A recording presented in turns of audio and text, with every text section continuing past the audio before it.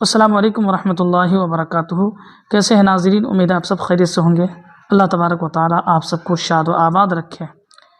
ناظرین، آج ہم سیکھیں گے وہ باتیں جن چیزوں کے ہو جانے سے روزے نہیں ٹوٹتے، یعنی یہ چیز اگر ہو جائے تو بھی روزہ نہیں جاتا۔ بعض اوقات ہوتا یہ ہے کہ عوام سوچتے ہیں کہ یہ ان چیزوں کے کرنے سے یا ان چیزوں کے ہو جانے سے روزہ ٹوٹ جاتا ہے، اور پھر اس طرح سے روزہ برباد کر دیتے ہیں اور کھانا پینا شروع کر دیتے ہیں اور روزہ کو قضا کر لیتے ہیں۔ ایسی صورت میں روزہ بعض اوقات نہیں ٹوٹتا۔ آئیے ہم انہی باتوں میں سے چند باتیں سننے کی سعادت حاصل کرتے ہیں۔ ان میں سے ہے، بھول کر کھایا پیا یا جمع کیا، روزہ فاسد نہ ہوا، روزہ نہ ٹوٹا، خواہ روزہ فرض ہو یا نفل ہو۔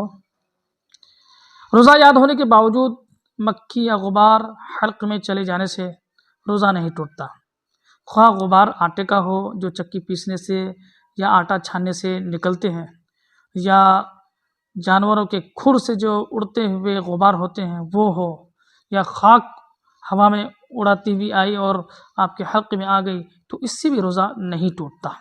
اسی طرح بس یا کار کا دھواں، بس سے نکلنے والے دھواں، یہ تو دھواں ہے، تو ان سے غبار اڑ کر حلق میں پہنچا، یا ان سے غبار اڑ کر حلق میں پہنچا، یا تو دھواں بھی اڑ کر آیا تب بھی، یا ان سے غبار اڑ کر حلق میں پہنچا تب بھی، اس صورت میں روزہ یاد تھا، روزہ نہیں جائے گا۔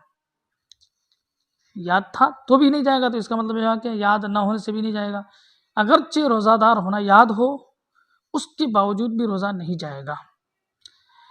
اگر بتی سلگ رہی تھی اور اس کا دھواں ناک میں گیا، روزہ نہیں ٹوٹا، لیکن ایک کنڈیشن ہے کہ جس کے سبب سے روزہ ٹوٹ جاتا ہے، کہ اگر بتی سلگ رہی تھی یا لوبان جل رہا تھا اور روزہ یاد ہونے کے باوجود منہ قریب لے گیا اور قریب لے جا کر اس کا دھواں ناک سے کھینچا، تو روزہ ٹوٹ جائے گا۔ ان باتوں کا خاص خیال رکھا جائے۔ بھری سینگی لگوائی یا تیل یا سرما لگایا، روزہ نہ گیا۔ بھری سینگی یہ کیا چیز ہے؟ یہ ایک مخصوص طریقے سے ایک علاج ہے جس میں سوراخ کیا ہوا سینگ درد کی جگہ پر رکھتے ہیں، اور رکھنے کے بعد منہ کے ذریعے جسم کی گرمی کھینچتے ہیں، اور اس سے افاقہ ہوتا ہے، فائدہ ہوتا ہے۔ یہ ایک علاج ہوتا تھا پہلے دور میں، اب بھی ممکن ہو یہ ہو رہا ہو۔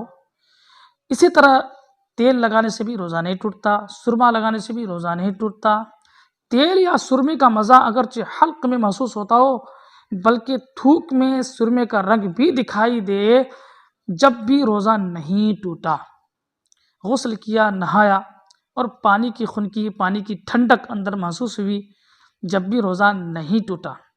کلی کی اور پانی بالکل پھینک دیا، صرف کچھ تری منہ میں باقی رہ گئی تھی، تھوک کے ساتھ اسے نگل دیا، روزہ نہیں ٹوٹا۔ بعض اوقات کلی کرنے کے باوجود سب پانی تو نکال لیتے ہیں، اس کے باوجود ہلکا پھلکا جو ہے اب تری محسوس کرتے ہوں گے، ہلکی پھلکی تری محسوس کرتے ہوں گے، تو اس سے اگر وہ نگل جاتا ہے تو اس ہلکی پھلکی تری سے روزہ نہیں ٹوٹتا۔ دوا کٹی اور حلق میں اس کا مزہ محسوس ہوا، روزہ نہیں ٹوٹا۔ کان میں پانی چلا گیا، اب کیا حکم ہوگا؟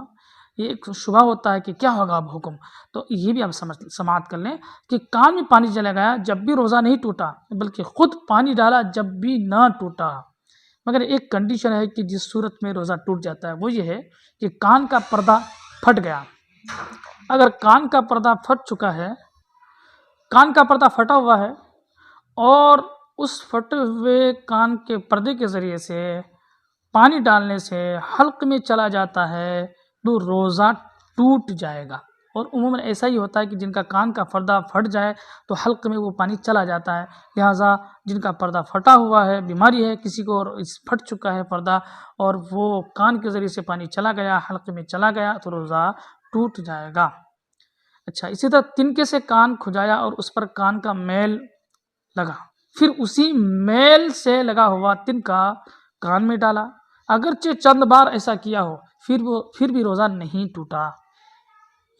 تل یا تل کے برابر کوئی چیز چبائی اور تھوک کے ساتھ حلق سے اتر گئی، روزہ نہ گیا۔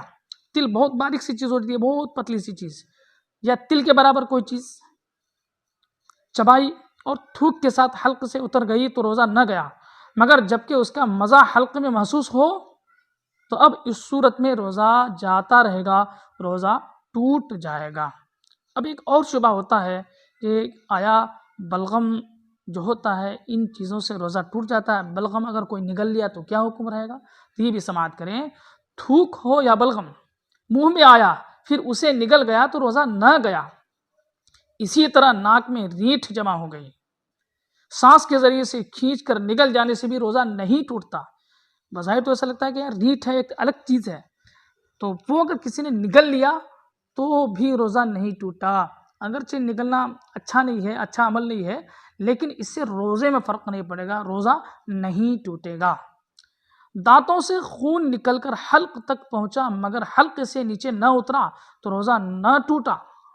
یہ بات دھیان رکھیں، حلق سے نیچے اترا تو روزہ ٹوٹ جائے گا، اور حلق تک ہی صرف پہنچا تھا، حلق سے نیچے نہیں اترا تھا تو روزہ نہ گیا۔ مکھی حلق میں چلی گئی، روزہ نہ گیا۔ قصدن یعنی جان بوجھ کر نگل لی تو چلا گیا۔ بھولے سے کھانا کھا رہے تھے، یاد آتے ہی لقمہ پھینک دیا، یا پانی پی رہے تھے، یاد آتے ہی منہ کا پانی پھینک دیا، روزہ نہ گیا۔ لیکن اگر منہ میں جو لقمہ موجود تھا وہی کھا لیا، یا پانی یاد آنے کے باوجود وہی پانی جو تھا منہ میں وہ نگل لیا تو روزہ ٹوٹ گیا، ظاہر سی بات ہے۔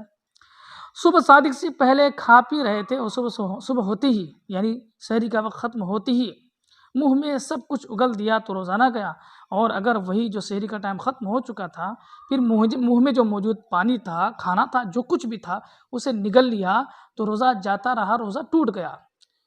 غیبت کرنے سے روزہ نہ جائے گا، اگرچہ غیبت سے اس کی نورانیت چلی جاتی ہے۔ جنابت یعنی غسل فرض ہونے کی حالت میں صبح کی اگرچہ سارے دن جم رہا، ناپاک رہا، روزہ نہ گیا، روزہ باقی رہے گا۔ بات سمجھ رہے ہیں؟ کوئی شخص ناپاک ہے، رات میں جو ہے کسی سبب سے وہ ناپاک ہو گیا، سحری بھی کھا لی، نیت کر لی، اب اس صورت میں سارا دن اس نے اگر غسل نہیں کیا تو بھی روزہ رہے گا، روزہ دار رہے گا، مگر اتنی دیر تاخیر کرنا کہ قصداً جان بوجھ کر جو ہے غسل نہ کرنا کہ نماز فرض قضا ہو جائے، نماز قضا ہو جائے، گناہ ہے، حرام ہے، جہنم میں لے جانے والا کام ہے۔